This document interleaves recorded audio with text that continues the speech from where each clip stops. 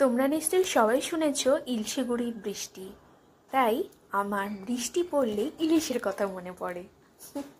হ্যাঁ, অবশ্যই অনেকেরই আমার সাথে মতের মিল হবে না, কারণ বৃষ্টি পড়লেই লোকের খিচুড়ি খেতে ইচ্ছে করে, কিন্তু ওই যে বললাম ইলশে গুঁড়ি, তার জন্য আমার ইলিশের কথা মনে পড়ে।